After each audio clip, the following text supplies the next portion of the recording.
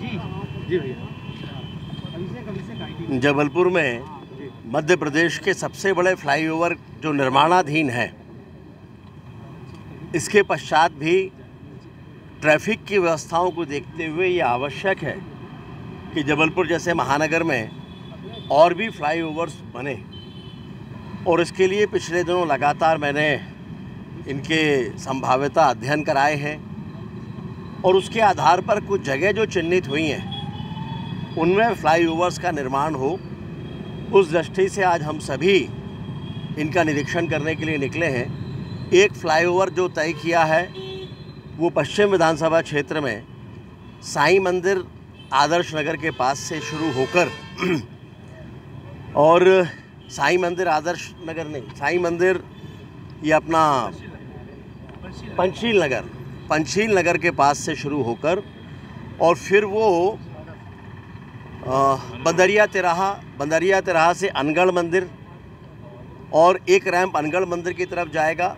दूसरा हिस्सा उसका जाएगा हवाबाग कॉलेज के पास और साथ में एक रैंप उसका रामपुर चौराहे से FCI या MPB की तरफ और एक केशरवानी स्वीट्स की तरफ रामपुर में।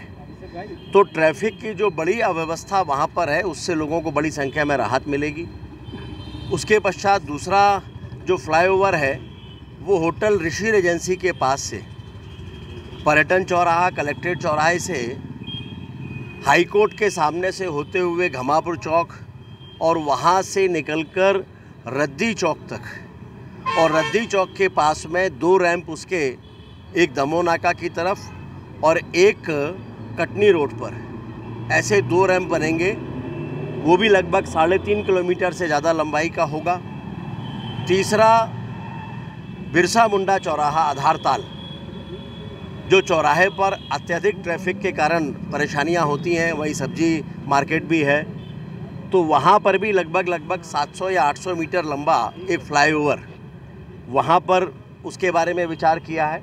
और एक पेंटी नाका पर सर्किट हाउस से लेकर पेंटी नाका चौराहे के बाद YMCA के ग्राउंड तक, चूँकि यहाँ पर भी बहुत अधिक ट्रैफिक है, इससे निजात पाने के लिए इसकी बड़ी आवश्यकता है।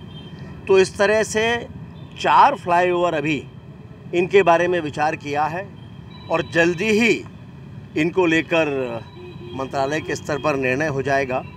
एक तो पेंटी नाका वाला पहले ही स्वीकृत करीब हो चुका है, बाकी के 3 पर जल्दी ही निर्णय करके और जबलपुर के विकास को गति मिले, इस दिशा में हम लोग आगे बढ़ेंगे। आज मेरे साथ पार्टी के नगर अध्यक्ष माननीय प्रभात जी, हमारे विधायक माननीय अशोक जी और पार्टी के अन्य जनप्रतिनिधियों ने भी आज इस मार्ग का निरीक्षण किया है और अपने सुझाव दिए हैं। सर, कितने का बजट होगा इसका?